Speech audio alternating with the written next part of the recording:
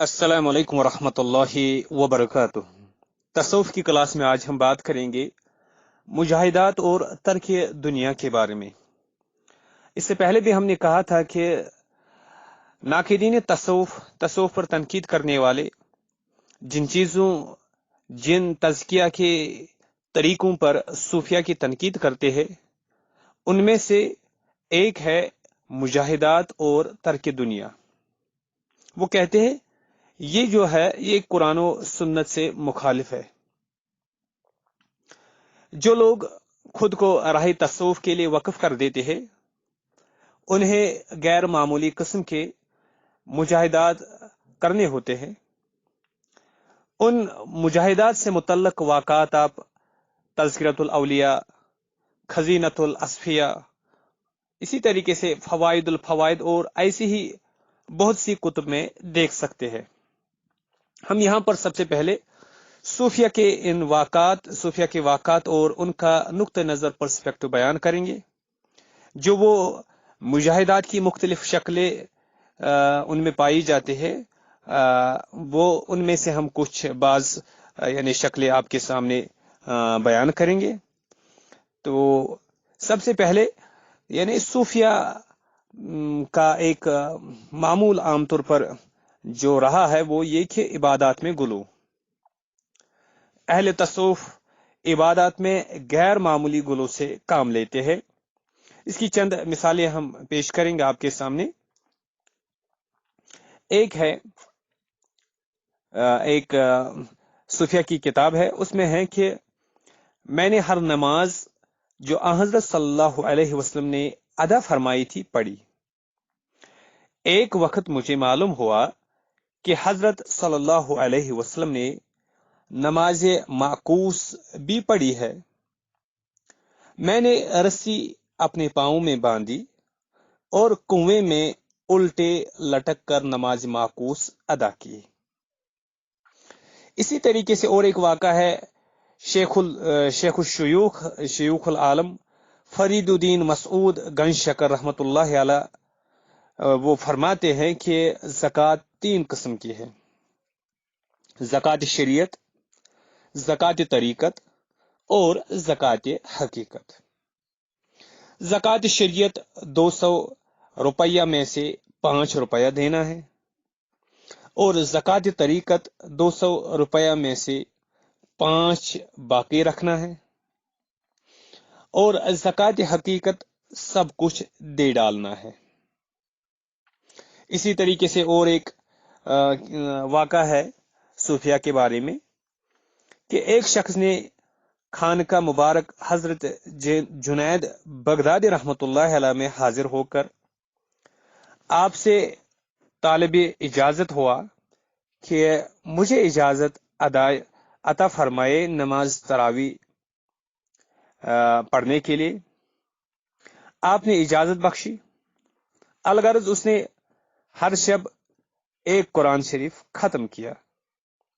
आपने उसकी खुराक के वास्ते एक नान और थोड़ा सा सालन और एक कोजा पानी मुकर्रर फरमाया था। अलकिस्सा, वो शख्स नमाज ईद के बाद आपसे रुखसत होकर चला गया। उसके जाने के बाद जो कोठरी देखी तो कुल नान और सालन मौजूद पाया। उसने सिर्फ एक कोजा आब पे इक्तिफा की थी। उसके बाद हिकायत इमाम आजम अबू हनीफा कोफी की बयान फरमाई कि आप बमाहे रमजान शरीफ हर रोज एक खत्म कुरान और हर शब एक खत्म फरमाते थे, और नमाज तरावी में एक खत्म फरमाते थे।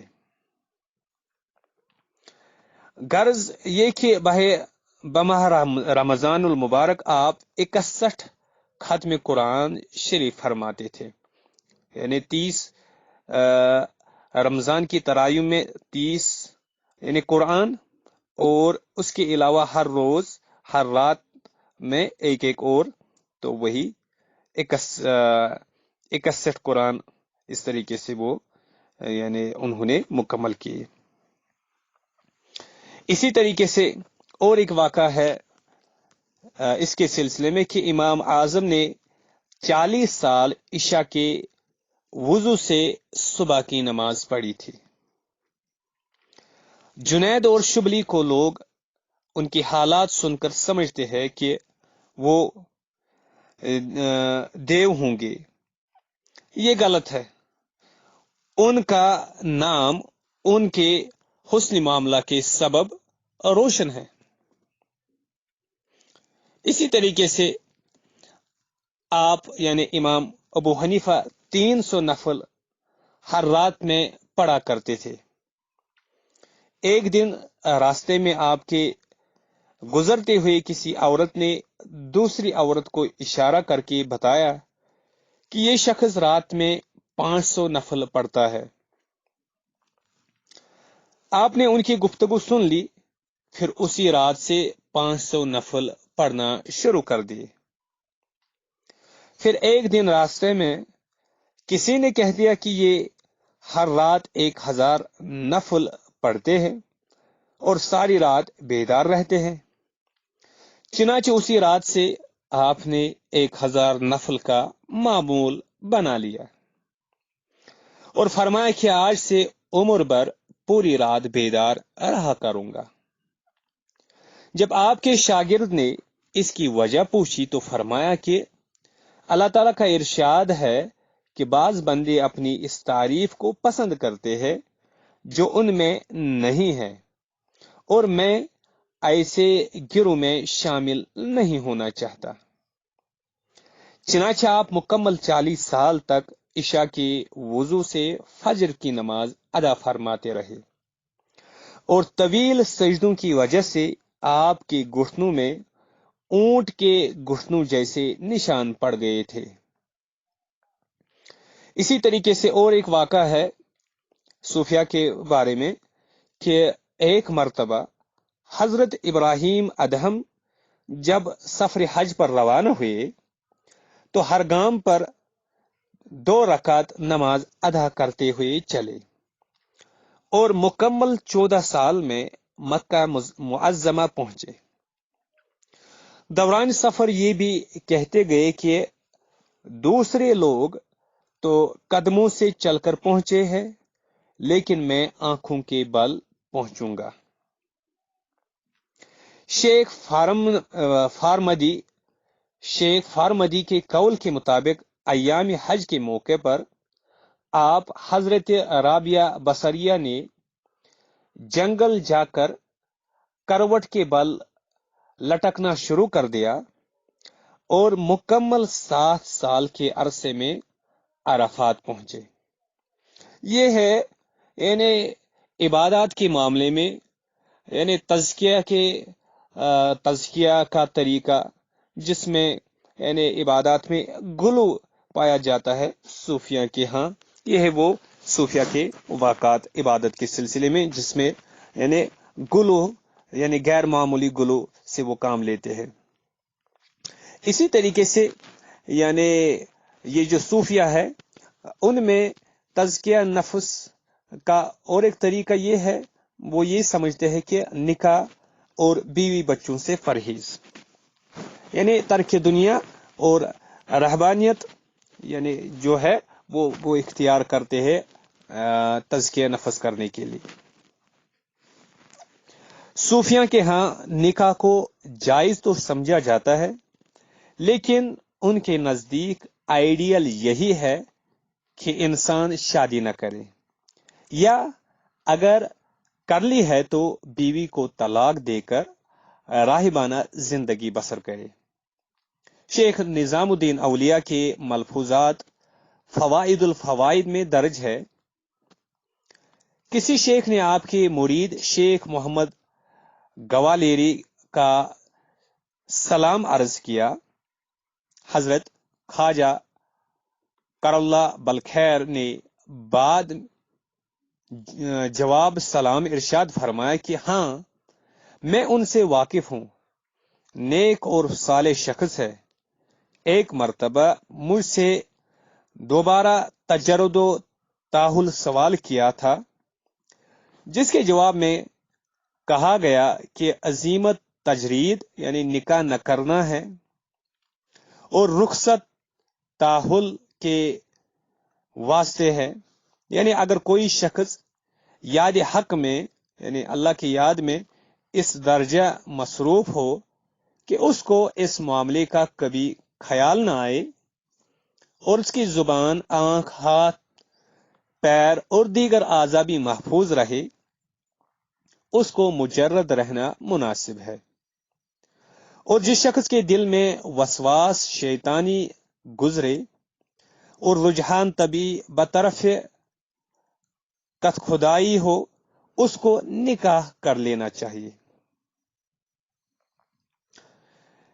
ایک شخص رئیس نامی حضرت خواجہ قطب الدین بختیار کاکی رحمۃ اللہ علیہ کا مرید تھا۔ ایک روز اس نے خواب دیکھا جس میں حضور صلی اللہ علیہ وسلم نے انہیں پیغام بھیجا کہ میرا سلام قطب الدین کو پہنچاؤ اور ان سے کہو کہ تم ہر شب پہلے میرے پاس تحفہ بھیجتے تھے اور پہنچتا تھا، اب 3 شب سے نہیں آیا، مانے اس کا بخیر ہو۔ یہ خواب دیکھ کر رئیس کی آنکھ کھل گئی اور انہوں نے حضرت قطب الدین نور اللہ کی خدمت میں حاضر ہو کر عرض کیا کہ پیغمبر صلی اللہ علیہ وسلم نے آپ کو سلام کہا ہے۔ شیخ قطب الدین اس حکم کے سنتے ہی واسطے تعظیم کی اٹھ کھڑے ہوئے اور دریافت فرمایا کہ کچھ اور بھی کہا ہے۔ رئیس نے عرض کیا کہ اور یہ فرمایا تھا کہ آپ ہر شب تحفہ بیچتے تھے، وہ پہنچتا تھا، مگر اب 3 شب سے نہیں پہنچا، اس کا معنی بخیر ہو۔ یہ سنتے ہی حضرت قطب الدین بختیار کاکی رحمۃ اللہ علیہ کھڑے ہو گئے اور اس عورت کو طلب کیا جس سے 3 روز ہوئے نکاح کیا تھا، اور اس کا مہر ادا کر کے طلاق دے دی۔ یہ معاملہ عدم ارسال تحفہ اسی سبب سے ہوا تھا کہ آپ نے اس عورت سے نکاح کیا تھا اور 3 شب اس سے مشغول رہے تھے۔ یہ فرما کر حضرت خواجہ ذکر اللہ بالخیر نے ارشاد فرمایا کہ حضرت خواجہ قطب الدین کی عادت تھی کہ ہر شب 3000 بار درود شریف پڑھ کر سوتے تھے۔ اسی طریقے سے اور ایک واقعہ ہے کہ اس گفتگو کے بعد بندہ یعنی مؤلف جو اس واقعہ کا لکھنے والا ہے نے عرض کیا کہ ایک فرقہ ہے جو گلے میں توق آہنی اور ہاتھوں میں دستکلا آہنی یعنی ہتکڑیاں پہنتے ہیں اور خود کو حیدر زادہ سے منسوب کرتے ہیں، اس کی کیا اصل ہے؟ آپ نے ارشاد فرمایا یہ نسبت ان کی درست ہے۔ خواجہ حیدر زادہ پر ایک حال ایسا وارد ہوا تھا کہ وہ اس حال میں لوہا سرخ کر کے اپنے ہاتھ سے توق اور دستکلا بناتے تھے۔ لوہا ان کے ہاتھ میں مثل موم کے نرم ہو جاتا تھا۔ یہ طائفہ بھی دستکلا آہنی اور توق بناتے ہیں، لیکن وہ حال اور وہ معاملہ ان کے خواب و خیال میں بھی نہیں ہوتا۔ بعد انتقال فرمانے لگے، حضرت شیخ فرید الدین کے مجھ کو اشتیاق ادائے حج بہت زیادہ ہوا، میں نے اپنے دل میں ارادہ کیا کہ اجدوہن یعنی پاک پتن سے واپس آ کر حج کو جاؤں گا۔ الغرض اجدوہن حضرت شیخ الاسلام فرید الدین گنج شکر کے مزار کی زیارت کو گیا، یعنی حضرت شیخ الاسلام کے مزار کی زیارت کو گیا، یعنی وہ شیخ الاسلام مراد ہے فرید الدین گنجشکر۔ وہاں میرا مقصود مجھے مع شیء زائد حاصل ہو گیا۔ اس واقعے کے بعد ایک مرتبہ پھر نیت خانہ کعبہ کی زیارت کی ہوئی تھی۔ اس مرتبہ بھی میں اژدوہن روضہ مبارک حضرت شیخ الاسلام کی زیارت کو گیا اور غرض مذکور مجھے حاصل ہوا۔ اسی طریقے سے اور ایک واقعہ صوفیہ کے ہاں ملتا ہے کہ جب آپ مراد حضرت رابعہ بصریہ، جب آپ حضرت رابعہ بصریہ سے نکاح نہ کرنے کی وجہ دریافت کی گئی، یعنی رابعہ ایک یعنی صوفی حضرت ہے، ان کو جب پوچھا گیا آپ نے رابعہ بصریہ سے نکاح کیوں نہ کیا، تو جواب دیا کہ 3 چیزیں میرے لیے وجہ غم بنی ہوئی ہے، اگر تم یہ غم دور کر دو تو میں یقیناً نکاح کر لوں گی۔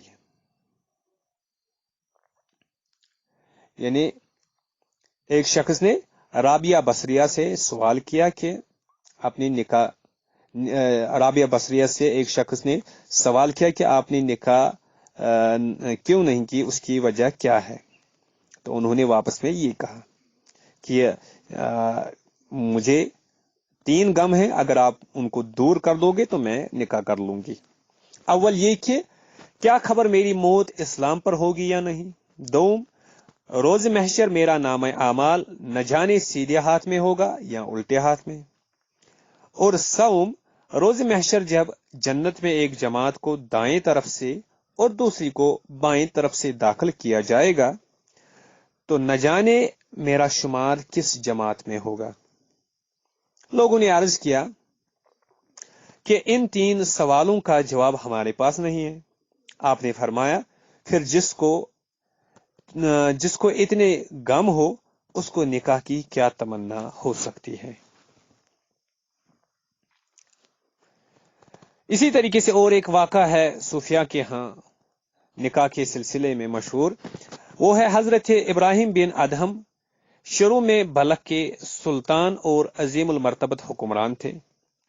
ایک مرتبہ آپ محو خواب تھے کہ چھت پر کسی کے چلنے کی آواز آئی، تو آواز دے کر پوچھا کہ چھت پر کون ہے؟ تو جواب ملا کہ میں آپ کا ایک شناسا ہوں، اونٹ کی تلاش میں چھت پر آیا ہوں۔ آپ نے فرمایا یہاں چھت پر اونٹ کس طرح مل سکتا ہے؟ ادھر سے جواب آیا کہ آپ کو تاج و تخت میں خدا کس طرح مل جائے گا؟ سو اس طرح آپ متوجہ اللہ ہو گئے کہ قلب نور باطنی سے منور ہو گیا، قلب نور باطنی سے منور ہو گیا۔ اس کے بعد آپ تخت و تاج کو خیر باد کہہ کر صحرا گریا وزاری کرتے ہوئے نیشا پور کے قرب و جوار میں پہنچ کر ایک تاریخ اور بیانک غار میں مکمل 9 سال تک عبادت میں مصروف رہے۔ اس دوران ہر جمعہ کو لکڑیاں جمع کر کے فروخت کر دیتے اور جو کچھ ملتا آدھا راہ مولا میں دے دیتے اور باقی ماندہ رقم سے روٹی خرید کر نماز جمعہ ادا کرتے۔ اس طرح جناب ادہم اپنے بیوی بچوں کو چھوڑ کر سالوں عبادت میں مصروف رہے۔ پھر ایک مرتبہ حج کرنے آئے۔ جب ایام حج میں کثیر عورتیں اور بے ریش لڑکے جمع ہو جاتے ہیں اور تمام افراد اس ہدایت کے پابند رہتے ہوئے آپ کے ہمراہ شریک رہتے، حالت طواف میں آپ کا وہی لڑکا سامنے آ گیا اور محبت پدری نے جوش مارا اور بے ساختہ آپ کی نگاہیں اس پر جم گئی۔ فراغت طواف کے بعد آپ کے ادارت مندوں نے عرض کیا کہ اللہ آپ کے اوپر رحم فرمائے، آپ نے جس بات سے ہمیں باز رہنے کی ہدایت کی تھی اس میں آپ خود ہی ملوث ہو گئے۔ کیا آپ اس کی وجہ بیان کر سکتے ہیں؟ آپ نے فرمایا کہ یہ بات تو تمہارے علم میں ہی ہے کہ جب میں نے بلق کو چھوڑا تو اس وقت میرا چھوٹا سا بیٹا تھا اور مجھے یقین ہے کہ وہی بچہ ہے۔ پھر اگلے دن آپ کا ایک مرید جب بلق کے قافلے کی تلاش کرتا ہوا وہاں پہنچا تو دیکھا کہ وہی لڑکا حریر اور دیباج کے خیمے میں ایک کرسی پر بیٹھا تلاوت قرآن کر رہا ہے۔ اور جب اس نے آپ کے مرید سے آمد کا مقصد دریافت کیا تو مرید نے سوال کیا کہ آپ کس کے صاحبزادے ہیں؟ یہ سنتے ہی اس لڑکے نے روتے ہوئے کہا کہ میں نے اپنے والد کو نہیں دیکھا، لیکن کل ایک بوڑھے لکڑہارے کو دیکھ کر یہ محسوس ہوا کہ شاید یہی میرے والد ہے، اور اگر میں ان سے کچھ پوچھ گچھ کرتا تو اندیشہ تھا کہ وہ فرار ہو جاتے، کیونکہ وہ گھر سے فرار ہو گئے تھے اور ان کا اسم گرامی ابراہیم بن ادہم ہے۔ یہ سن کر مرید نے کہا کہ چلیے میں ان سے آپ کی ملاقات کر دوں۔ وہ اپنے ہمراہ آپ کی بیوی اور بیٹے کو لے کر بیت اللہ میں داخل ہو گیا۔ جس وقت بیٹے کی نظر آپ پر پڑی تو فرط محبت سے بےتابانہ دونوں لپٹ گئے اور روتے روتے بے ہوش ہو گئے۔ جب آپ جانے کے لیے اٹھے تو بیوی اور بچے نے اصرار کر کے آپ کو روک لیا، جس کے بعد آپ نے آسمان کی طرف چہرہ اٹھا کر کہا یا الہی اغثنی۔ یہ کہتے ہی آپ کے صاحبزادے زمین پر گر پڑے اور فوت ہو گئے۔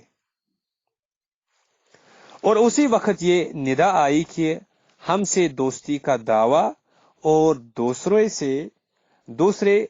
سے محبت رکھتے ہو۔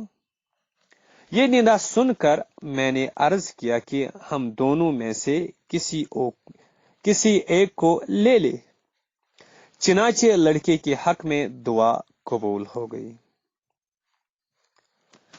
اسی طریقے سے اس نکاح اور شادی کے سلسلے میں صوفیہ کا اور ایک واقعہ ہے، وہ ہے حضرت بایزید بسطامی علیہ رحمہ کے بارے میں۔ حضرت بایزید بسطامی علیہ رحمہ مکتب میں داخل ہوئے تو آپ نے سورہ لقمان کی یہ آیت پڑھی کہ تو میرا بھی شکر ادا کر اور اپنے والدین کا بھی۔ اس وقت اپنی والدہ سے آ کر فرمایا کہ مجھ سے دو ہستیوں کا شکر بیک وقت ادا نہیں ہو سکتا، لہذا آپ مجھے خدا سے طلب کر لے تاکہ میں آپ کا شکر ادا کرتا رہوں، یا پھر خدا کے سپرد کر دے تاکہ اس کے شکر میں مشغول ہو جاؤں۔ والدہ نے فرمایا کہ میں اپنے حقوق سے دستبردار ہو کر تجھے خدا کے سپرد کرتی ہوں۔ چنانچہ اس کے بعد آپ شام کی جانب نکل گئے اور وہی ذکر و شغل کو جزو حیات بنا لیا اور مکمل 3 سال شام کے میدانوں اور صحراؤں میں زندگی گزار دی، اور اس عرصے میں یاد الہی کی وجہ سے کھانا پینا سب ترک کر دیا۔ اسی طریقے سے ترک دنیا اور رہبانیت کے سلسلے میں صوفیہ کا اسی طریقے سے مختلف واقعات ہیں لذات دنیا سے پرہیز کے متعلق۔ صوفیہ کے ہاں یہ تصور عام ہے کہ کسی بھی قسم کی جسمانی لذت حاصل کرنے سے روحانی نقصان ہوتا ہے۔ یہی وجہ ہے کہ وہ ان لذات سے پرہیز کرتے ہیں۔ موجودہ دور کے صوفی عالم ڈاکٹر محمد طاہر القادری صاحب کی کتاب تذکرے اور صحبتے سے چند واقعات ہم بطور مثال پیش کریں گے۔ नंबर 1 वाक़ा, हजरत दाऊद ताई रात को यूं फरमाया करते थे, ए खुदा, तेरे गम ने तमाम दुनियावी गमों को मुअत्तल कर दिया है और ये गम मेरे और मेरी नींद के दरमियान हाइल है। हजरत दाऊद ताई अलैहि रहमा के दाइया ने उनसे कहा कि आपको रोटी की ख्वाहिश नहीं होती? तो आपने जवाब दिया, रोटी चबाने और नान के टुकड़ों को निगलने में 50 आयत पढ़ी जा सकती है। इसी तरीके से और एक वाक़ा लिखते हैं वो, हजरत बिशर बिन हारिस अलैहि रहमा फरमाते हैं, 40 साल से मुझे बुना हुआ गोश्त खाने की ख्वाहिश है, मगर अभी इसकी कीमत साफ नहीं हुई। किसी ने हजरत बिशर अलैहि रहमा से पूछा कि रोटी किससे खाते हो? जवाब दिया कि आफियत याद करके उसी को सालन बना लेता हूं। इसी तरीके से और एक वाक़ा वो लिखते हैं, हजरत जुनैद अलैहि रहमा फरमाते हैं कि मैंने हजरत सिर्री सिकती अलैहि रहमा से ज्यादा इबादत गुजार किसी को नहीं देखा। आपकी उम्र के 98 साल बीत गए, सिवाय मर्ज मौत के उन्हें कभी लेटा हुआ नहीं देखा। इसी तरीके से कहते हैं कि एक रोज हजरत सिरी सिकती रो रहे थे। हजरत जुनैद ने वजह पूछी तो फरमाया, कल रात बच्ची ने आकर कहा था कि अब्बाजान बहुत गर्मी है, और वो ठंडे पानी का कोजा लटका कर चली गई। मेरी आंख लग गई। ख्वाब में एक खूबसूरत लड़की आसमान से उतरी। उससे पूछा, तुम किसकी लड़की हो? उसने जवाब दिया, जो कोजों में ठंडा पानी न पीता हो। उस पर मैंने कोजा जमीन पर दे मारा और उसको तोड़ डाला। आप यानी हजरत जुनैद बगदादी ने फरमाया कि इश्गाल दुनियावी तर्क कर देने का नाम उबूदियत है और जुहद की इंतहा इफलास यानी गुर्बत है। इसी तरीके से और एक वाक़ा वो लिखते हैं कि सहल बिन अब्दुल्ला तस्तरी 40 दिन भूखे रहते और फिर कुछ खाते। इन्हें साल भर खाना खाने के लिए 1 दिरहम काफी हुआ करता था। अब्दुल वहाब शारानी फरमाते हैं, मैंने काफी अहलुल्लाह को भूख में साबित कदम देखा, यहां तक कि उनमें बाज तो हफ्ते भर में सिर्फ एक बार रफ़े हाजत के लिए जाते, क्योंकि वो बार बार बैतुल खला में जाकर बरहना होने में अल्लाह तबारक व तआला से शर्माते थे। सईदी शेख ताजुद्दीन जाकिर इस मामले में यहां तक पहुंच गए थे कि उनको 12 दिन में सिर्फ एक बार वुजू की हालत पेश आती। कुव्वतुल कुलूब के मुसन्निफ अबू तालिब मक्की के तकवा का ये आलम था कि एक मुद्दत तक खाना ही छोड़ दिया था, फकत मबा खुदरो घास यानी कुदरती तौर पर उग जाने वाली घास खाकर गुजारा फरमाते रहे। सिर्फ सब्ज सब्ज घास खाते थे, इसलिए आपकी खाल सब्ज हो गई थी। यह है लज्जत के बारे में सूफिया के वाक़ात।